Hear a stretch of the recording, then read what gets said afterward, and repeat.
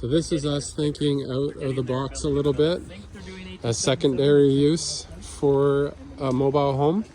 So we cut out the front entrance of it, and we've basically taken out all the walls because none of this stuff is structural inside of these things. And we're actually using it for dry storage and a workshop. So it's 40 by 66 feet.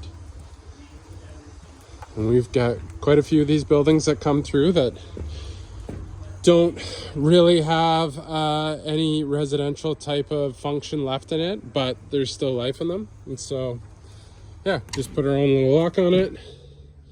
And you can see in here, we've got lots and lots of space.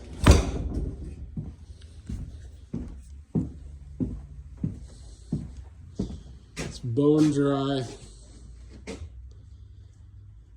We've basically taken it back to 40 feet here. Built our own shelving, workbench, storage for materials. And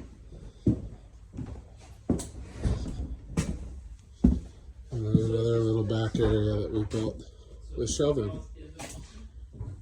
So this unit is not for sale, but we do have other units that we can kit out to being very like this unit or the same as this unit, or you can do it yourself. And so this is with the doors open at the front, so you got clear access, 10 feet wide access.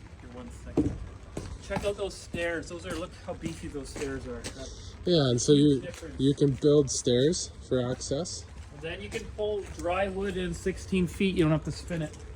That's either 16 footers or 14 footers. Yeah. So there you go. There's an idea. And we've built some storage off the side of it. It works as a great, well lit. It's not powered, so it doesn't have power running into it, and it stays bright because of all the windows.